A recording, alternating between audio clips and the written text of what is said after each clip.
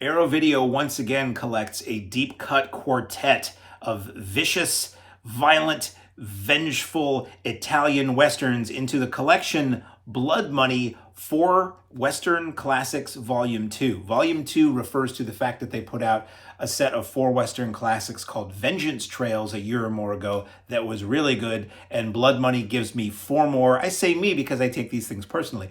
Blood Money gives us 4 more Italian Westerns that you've probably never seen, in looking gorgeous, sounding great, with a multitude of extras. And I love spaghetti westerns. Spaghetti westerns and martial arts movies, classic era of both, are two genres that I just like. Like, I don't think I've ever seen a spaghetti western that I just flat out disliked or hated. I don't think I've ever seen a martial arts movie from the 70s into the early 80s that I flat out didn't like.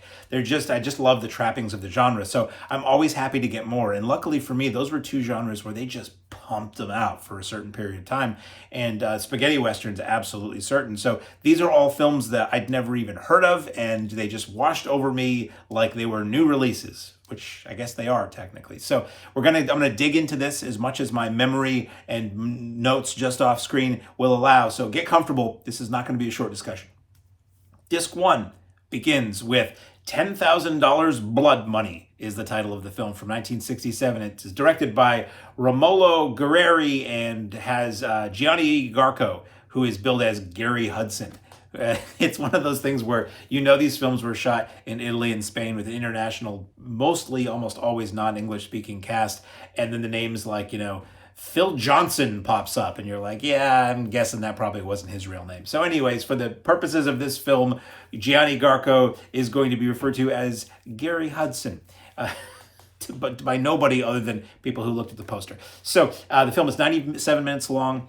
You can watch 2 versions of this, which I like. There is an English dub, and there's also Italian with English subtitles.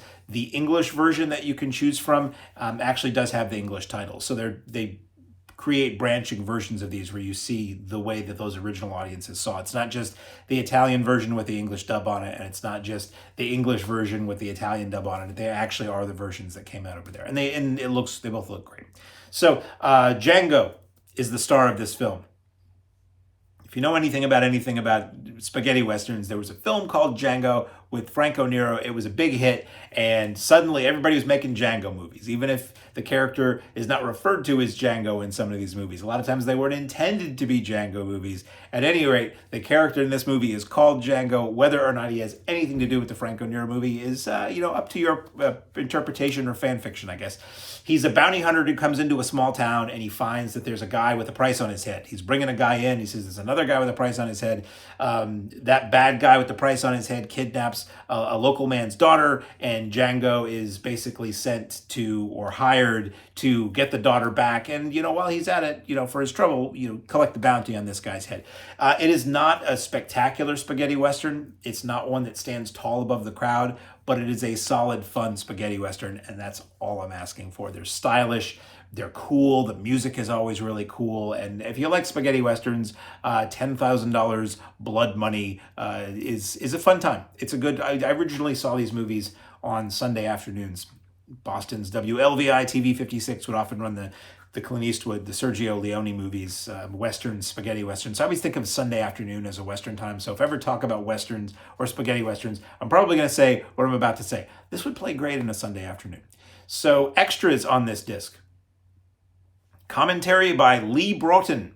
A Shaman in the West, new intro to the film by journalist and critic Fabio Melelli, is 10 minutes. You get Tears of Django, newly edited archival interviews on the film by journalist and critic Fabio Melelli. He's done a lot of these discs, and that's no, I'm sorry, I can't read from across the room. Tears of Django, newly edited archival interviews with the star and the director of this film, 22 minutes. Although in the copy that I had, weirdly, the subtitles just disappeared halfway through, and I was watching guys speaking Italian. Unfortunately, I don't speak Italian, so that was a less than 22-minute experience for me. The producer who didn't like Western movies, this is fun. Producer of this film was still alive as of when they shot the interview, which is harder to. I mean, need to get a Ouija board and everything else if he's not alive when you shoot the interview. 14 minutes. And How the West Was Won, interview with the screenwriter, very cool, 19 minutes. You get the Italian trailer that runs 3.5 minutes and a 23-image still gallery. Disc 2 is Vengeance Is Mine from 1967, aka Per $100,000 Ti Amazo, which also known as Django the Bastard. Once again, stars Gianni Garco, directed by Giovanni Fago, and it is 95 minutes long. You can watch the Italian or the English version, and it is sort of a cousin to $10,000 Blood Money. Same two leads in the film. Same good guy, bad guy roles that they're in. Not the same actual roles, but they both portray, similarly to the previous film, a good guy and a bad guy. So it's got a very cool and stylish opening with this group of bandits tracking down our hero to like an old church, and there's a coffin. They get there, and there's a coffin with like each of their names on it. One of the things I love about spaghetti westerns is the Clint Eastwoods especially. The hero knows he walks into a room full of bad guys. He knows he's walking back out.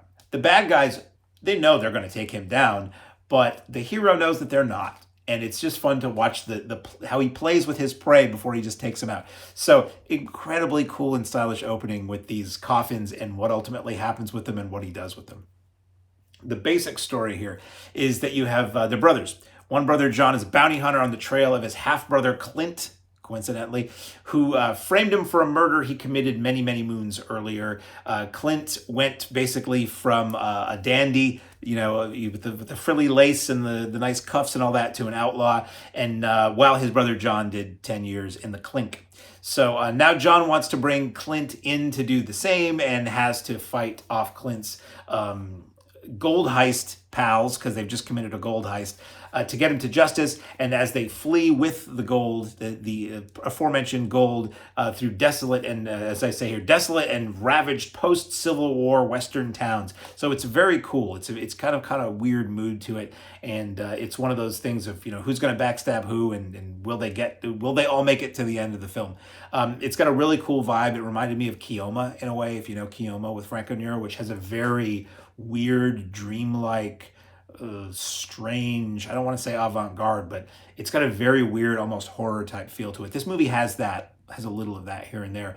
It's got these desolate, the wind's always blowing. It's always that sound of the wind blowing. And it's like, it's towns that people have just vacated and, as I said, been ravaged by the Civil War. So they're pretty much ghost towns, fresh ghost towns. People say it feels like somebody was just there.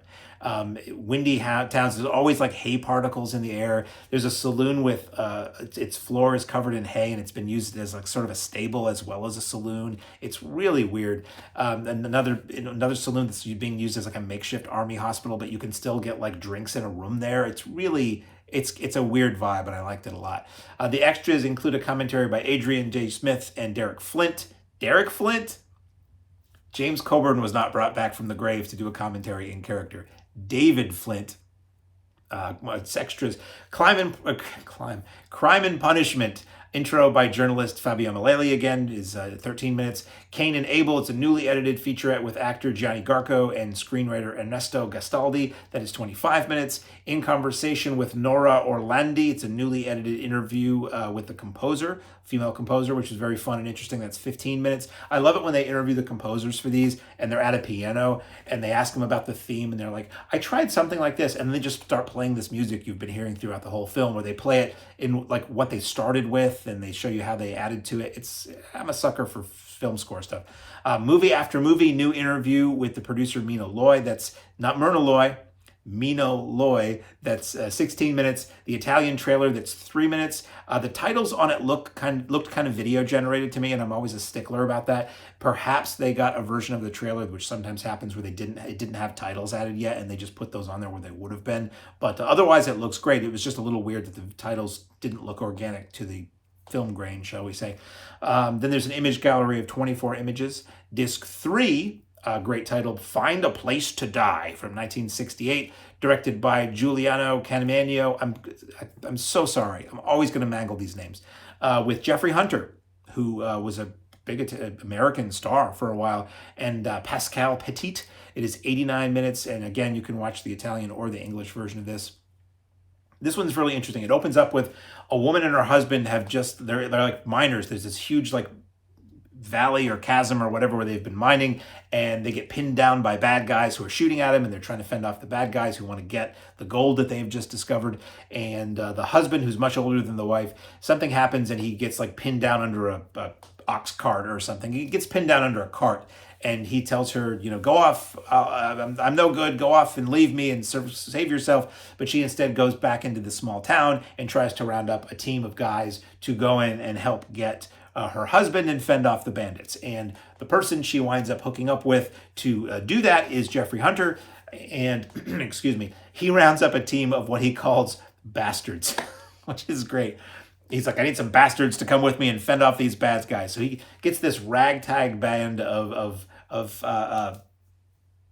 let's call them a posse. Let's be polite and call them a posse, to go on and protect the woman as they go off to try to defeat the bandits and save the husband and maybe get a little taste of that gold for themselves. There's a priest in this who's incredibly weird and skeevy and creepy, and it's just, it's fun. It's a good guys versus the bad guys. They have to go through the bandit territory to get there, and the bandit warlord Chato is the guy that they have to try to fend off and maybe defeat in order to get the gold. So the bandits also, as I said, know about the gold, so it's who's got the gold. The extras are a commentary by Howard Hughes. Not that Howard Hughes. Unless that Howard Hughes is the one you're talking about who did this commentary, but it's not the famous guy from Melvin and Howard and who produced The Outlaw. Venus and the Cowboys, intro by journalist, again, Fabio Melelli, 12 minutes. Sons of Leone, new archival interview with the director, 18 minutes. Traditional Figure, discussion of the score and composer Gianni Ferris by musician and disc collector Lovely John. That's very interesting. That's 31 minutes. He talks about the composer. You hear bits of the score he did for various other films, the composer's history, and they go basically track by track on the soundtrack for this, which is very cool. Disc 4, the final disc in this set, is Matalo! aka Kill Him, from 1970. Directed by Cesar Canavari and Canavari, and it stars Lou Castel, who some may know from the film Orgasmo, which is not the one with the South Park guys. It's an older Italian psychological thriller. It's in a lot of stuff. You can watch the Italian or the English version of this. It's got a cool rocky, not like, not the 1976 Sylvester Stallone film, rock and roll kind of score, editing and very like hippie-like leads. It's a very of its 1970 kind of movie. A lot of spaghetti westerns would do this, Keoma being one of them, where they would weave in elements of the counterculture because, long hair and the buckskin jackets and the fringe and all that was popular with the hippies of the day. That would easily translate to Westerns. So sometimes you start to get these characters that are sort of hippie-like characters in the Westerns. This kind of has that going on a little bit. Very strange, dreamlike film, very sparse dialogue. There's a long stretches of like spinning cameras or slow motion. It's a very, very different kind of spaghetti Western, which is what I love about spaghetti Westerns, in that they would go off in weird directions. They weren't just like standard mainstream American films like the American Westerns, where they would get weird and perverse and creepy sometimes and just oddball. They were odd, but they're you never quite know what to expect with a spaghetti Western, other than, I guess, the unexpected. The idea behind this film, the story, is that you have this hippie gang of three guys and a girl, descend upon a ghost town. They hole up, they pull a stage robbery where one of them gets shot, and they proceed to basically terrorize the elderly matriarch of the family that once ran the town, and the paisley jacket-wearing, nearly dead rider who stumbles into town, who has a holster full of boomerangs. This is why I love spaghetti Westerns, is the one who has to basically go up against them. Now, for a brief pause for refreshment. Speak amongst yourselves. Water. The extras include a commentary by Troy Howarth and Nathaniel Thompson, who are always great. They're on a lot of commentaries and they know their stuff. And they're fun. They take the subject matter seriously, even if they don't always take the movie seriously, and they're a fun listen. The Movie That Lived Twice, a new intro to the film by journalist and critic. This is the last time I'll mangle his name today. Fabio Melelli, 16 minutes. a Milanese story, interview with filmmaker David Pulici, discussion of the career of director, excuse me, I get choked up when I talk about Cesar Canavari.